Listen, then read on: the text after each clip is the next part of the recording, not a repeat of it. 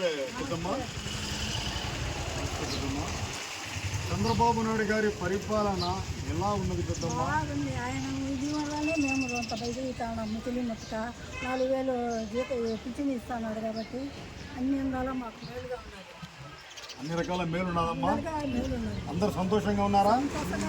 ఎటువంటి బాధలు లేవు కదా? ఈ రోడ్డు ఎవరు వేశారమ్మా? రాంప్రసాద్ రెడ్డి చేసినారు. రాంప్రసాద్ చేసినారమ్మా. కాబట్టి ఇది ఒక మంచి ప్రభుత్వం అమ్మా. మీలాంటి పెద్దలందరూ దీవెనలు ఇవ్వాలి అమ్మా.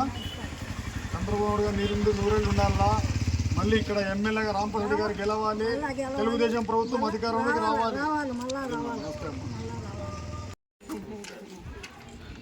పెన్షన్ వస్తున్నదమ్మా? ఆయనకు వస్తున్నదమ్మా. ఎంత వస్తున్నది పెన్షన్? ఎంతమ్మా?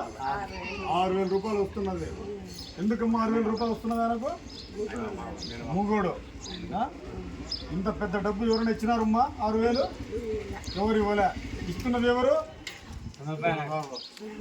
చంద్రబాబు నాయుడు ఇస్తున్నాడమ్మా. మీ ఇంట్లో ఒక పెద్ద కుటుంబ సభ్యులుగా, మీ ఇంట్లోనే ఒక సభ్యులుగా మీ ప్రతి ఒక్కటి కూడా మీ మంచి చెడ్డలు ఆలోచించి ఆయన మేలు చేస్తున్నాడమ్మా. మన ముఖ్యమంత్రి వర్యులు నారా చంద్రబాబు నాయుడు. 6,000 రూపాయలు వస్తున్నదంటే అది మీరు చూడండి, ఎంత మీరు సంతోషంగా ఉన్నా చూడండి. సంతోషమే కదమ్మా. మీకు ఏమైనా ఇంకా ఏమైనా అవసరమా? ఇంకేమైనా ఇల్లు కావాలమ్మా? ఇల్లు వస్తానే మన రాంప్రసాద్ రెడ్డి గారు ఇప్పుడు వస్తాయి. వచ్చిన దాంట్లో నేను చెప్పి పెట్టిస్తామమ్మా. నమస్తే అమ్మా. పెద్దమ్మా,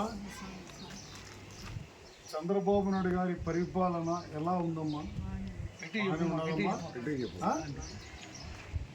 దీపం పథకం కింద గ్యాస్ సిలిండర్లు ఉచితంగా తీసుకున్నారా? వచ్చినాయా? మరి ఇంతకు ముందమ్మా ఇచ్చినారా ఎవరైనా? ఎవరు ఇవ్వలేదు కదమ్మా.